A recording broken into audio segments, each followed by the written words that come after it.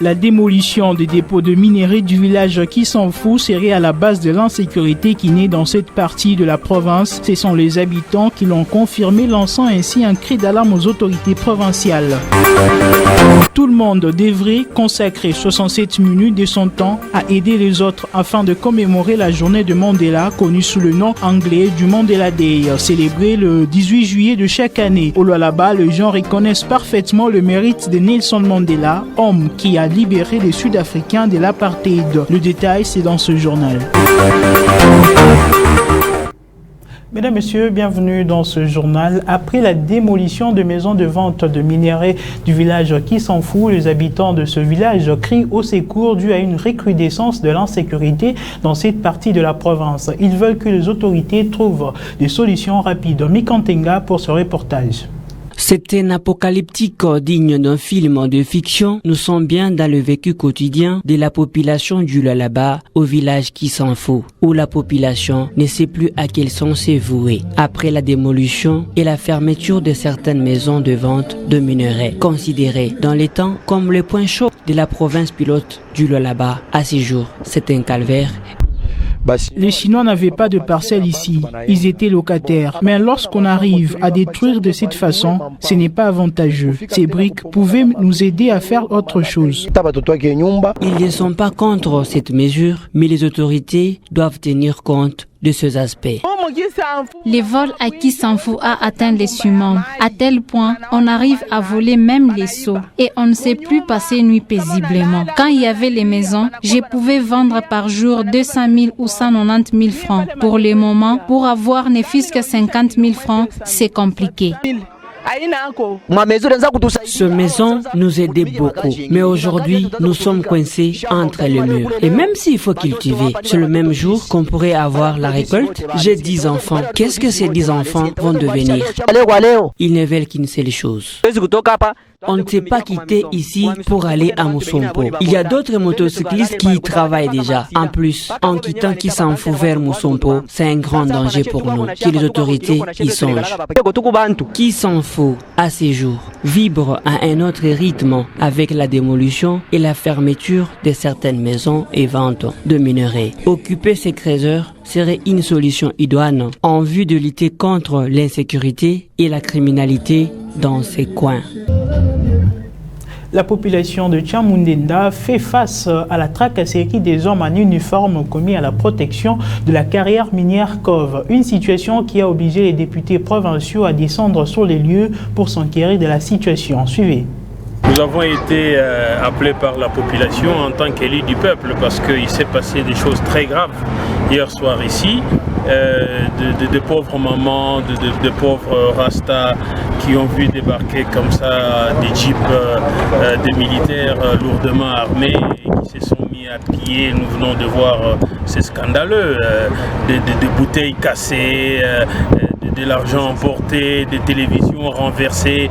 Bon, et nous venons de contacter les commandants en place de la police qui confirment les faits et nous venons de contacter les S2 qui confirment avoir entendu et vu des jeunes gens enlevés. Alors là, nous poursuivons la démarche parce que nous devons arriver là-bas qui nous disent qu'est-ce qui se passe parce que la population se plaint que les militaires, au lieu de sécuriser les installations des KCC, ils quittent maintenant, ils viennent dans la population. Bon, c'est pas un bon message, ça, c'est pas un bon climat parce que il y a à peine quelques heures, nous avons témoigné que tout était calme. Ça ressemble à de la provocation. Et donc, nous devons aller voir leurs responsables, nous devons aller voir les gouverneurs. Il faut qu'on trouve une solution parce que c'est déjà un mauvais départ. Qu'il reste sécurisé les entreprises, oui c'est bon, mais pas tracasser la population. Parce qu'on a même emporté des motos. Qu'est-ce que les motos ont à faire? On a amené un jeune homme en train de manger. Qu'est-ce que ça a à voir? On a emporté la boisson. Qu'est-ce que la boisson a à faire? C'est pas ça casser. Le Trésor qui œuvre clandestinement dans la concession privée de l'entreprise Kamoto Copper Company seront bientôt délocalisés vers d'autres sites appropriés.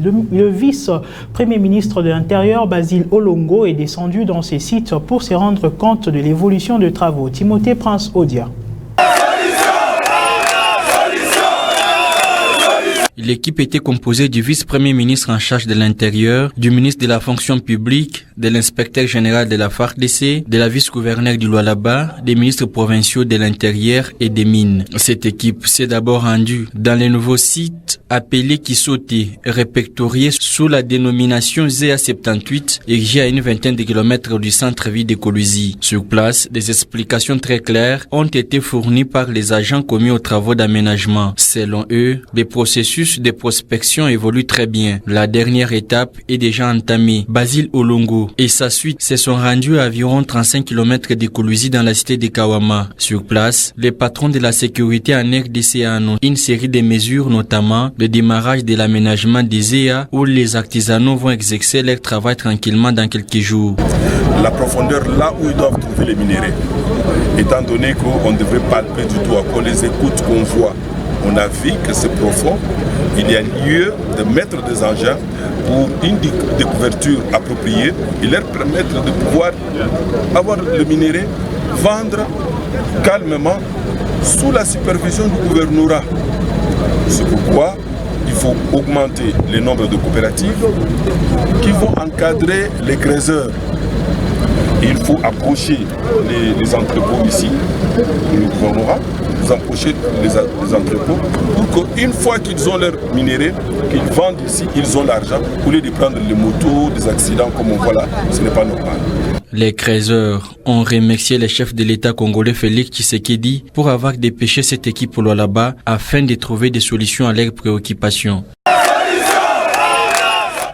Le monde devra consacrer 67 minutes de son temps pour aider les autres afin de commémorer le Mandela's Day célébré le 18 juillet. Alors avant de pouvoir faire tout cela, qui est Mandela? Pourquoi se rappeler de lui? Ces questions trouvent leur réponse dans ce commentaire de Naomi Banza.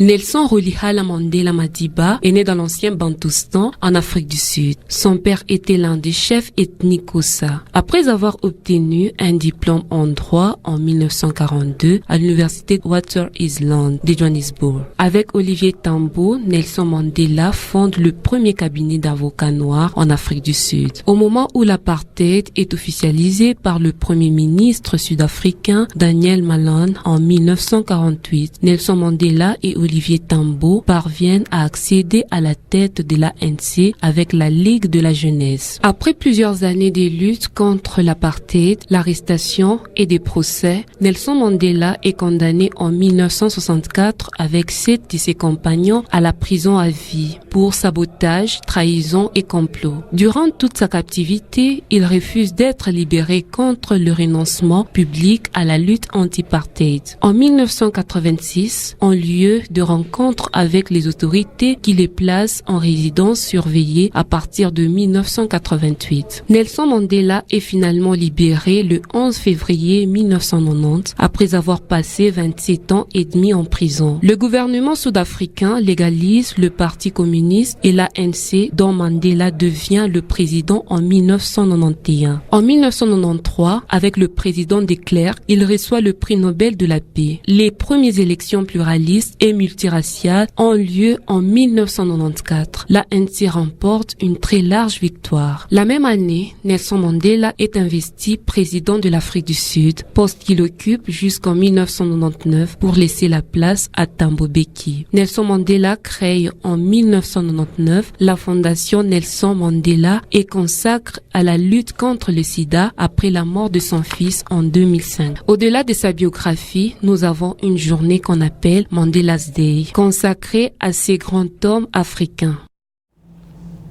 À l'occasion de cette même journée, les Lualabais n'ont pas manqué de mots fixants sur la personne de Nelson Mandela. Ils sont au micro de Fiston Salomo. Ce que je retiens de Nelson Mandela, c'est le pardon. Nelson Mandela a été incarcéré dans la prison et tous s'attendaient que quand il va sortir, il va vraiment faire enfermer les autres, il va chercher des problèmes aux autres, mais quand il est sorti, il a tout laissé tomber pour la reconstruction de son pays qui est l'Afrique du Sud. Je crois que si nous aussi nous pouvons avoir ces grands cœurs-là, ça fera toujours du bien à l'évolution parce que sur cette terre, tous nous sommes passagers, mais je crois qu'avec lui, il a enseigné aux hommes d'avoir le grand cœur et je pense que moi aussi je suis en train de m'efforcer d'aspirer à cela.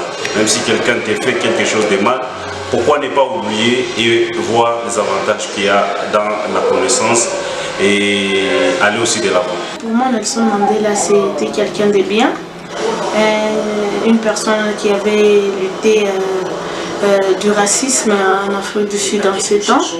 C'est un libérateur, comme je peux encore le dire. C'est un père qui a amené la libération en Afrique du Sud.